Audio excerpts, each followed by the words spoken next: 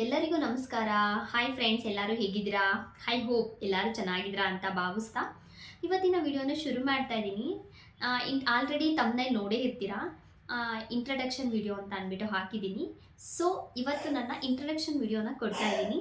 ಯಾರೆಲ್ಲ ನನ್ನ ಹೊಸಬ್ರು ಈ ವಿಡಿಯೋನ ವೀಕ್ಷಣೆ ಮಾಡ್ತಾ ಇದ್ದೀರೋ ಅವ್ರಿಗೆ ನನ್ನ ಒಂದು ಸಣ್ಣ ಪರಿಚಯ ಅಂತಲೇ ಹೇಳ್ಬೋದು. ಆಲ್ರೆಡಿ ಸ್ವಲ್ಪ ಜನಕ್ಕೆ ಯೂಟ್ಯೂಬಲ್ಲಿ ನನ್ನ ಬಗ್ಗೆ ಗೊತ್ತೇ ಇದೆ. ಸೊ ಯಾರಿಗೆಲ್ಲ ನನ್ನ ಬಗ್ಗೆ ಗೊತ್ತಿಲ್ವೋ ಅವ್ರಿಗೆ ಈ ವಿಡಿಯೋ ಅಂತಲೇ ಹೇಳ್ಬೋದು. ನನ್ನ ಹೆಸರು ಪುಷ್ಪ ಅಂತ.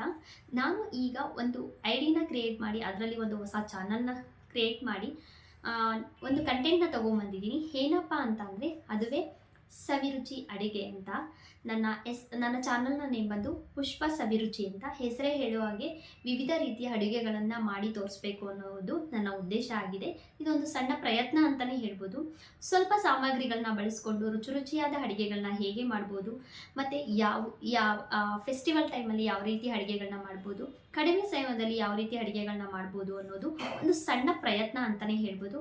ಆ ಪ್ರಯತ್ನಕ್ಕೆ ನಿಮ್ಮ ಸಹಕಾರ ಬೆಂಬಲ ಕೊಡಬೇಕು ಅಂತ ನಾನು ಕೇಳ್ಕೊತೀನಿ ಈ ವಿಡಿಯೋ ಮೂಲಕ.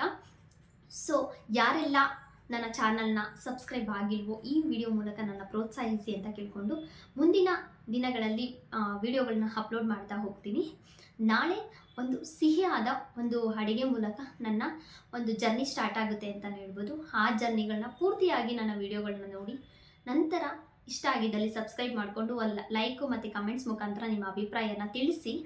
ಹಾಗೆ ಯಾವ ರೀತಿ ಅಡುಗೆಗಳು ಬೇಕು ಅಂತ ನನಗೆ ಕಮೆಂಟ್ಸ್ ಬಾಕ್ಸಲ್ಲಿ ಹೇಳಿದರೆ ನಾನು ಆ ರೀತಿ ಅಡುಗೆಗಳನ್ನೇ ತೋರಿಸ್ತೀನಿ. ಈಗಾಗಲೇ ನನ್ನ ಪರಿಚಯ ಇರೋವಂಥವ್ರಿಗೆ ಈ ಚಾನಲ್ನು ಕೂಡ ನನ್ನ ಚಾನಲ್ನ ಬೆಳೆಸಿ ಪ್ರೋತ್ಸಾಹಿಸಿ ಮತ್ತು ಸಹಕರಿಸಿ ಅಂತ ಕೇಳ್ಕೊತೀನಿ.